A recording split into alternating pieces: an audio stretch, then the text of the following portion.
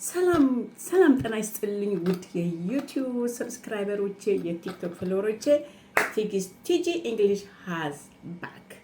I'm done and dusted my vacation. I am back to my normal life here Australia in my office.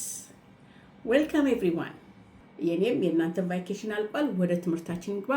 ዛሬ የማስተምራችሁ አማርኛ አስባችሁ በእንግሊዘኛ ልትናገሩት የምትፈልጉት ከበድ ያለውን እንግሊዘኛ በቀላሉ አዚጃል ቲጂ እንግሊሽ ዛሬ እሰጣችኋለሁ። እሱ ምንድነው?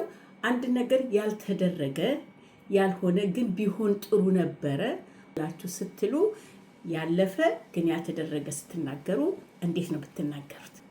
እና ለህና በተጨማሪ አጫጭር እንግሊዘኛ ቃላቶችን ከአማርኛ ወደ እንግሊዘኛ እየተረጎሙ እንድንናገር የምትፈልጉ በሙሉ ፕላስ ካለው ፕላስ ሳይኑን ተጫኑና ፎሎ አድርጉኝ።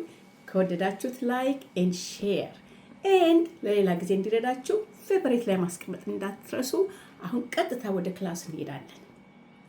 ለምሳሌ በአማርኛ ብትነግረኝ ኖሮ ወይም ብትነግሪኝ ኖሮ ጥሩ ነበር ብላችሁ ስትሉ ምንድነው?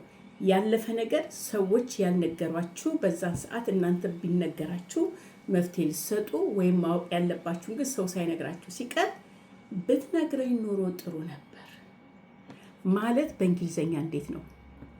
አንድ ሰከንድ ልስጣችሁ። ቲንክ you could have told me.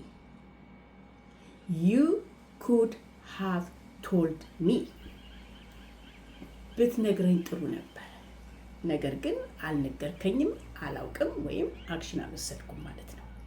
ለሁለተኛው ጊዜ አንድ ሰው ሳይነግራችሁ ቀርቶ you could have told me I could go.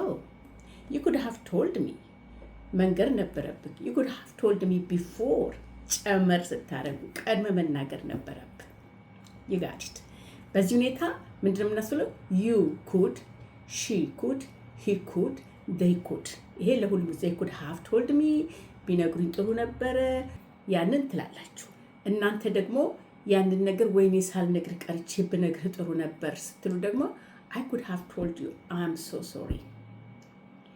I could have told you ብነግር ጥሩ ነበር ግን አልነገርኩም። We could have told you ብንነግር ጥሩ ነበረ ግን አልነገርንም። ቀላል። ለዛሬ ይዛችሁ ትሄዳላችሁ። For the next lesson, follow, subscribe. Okay, have a nice day. See you soon.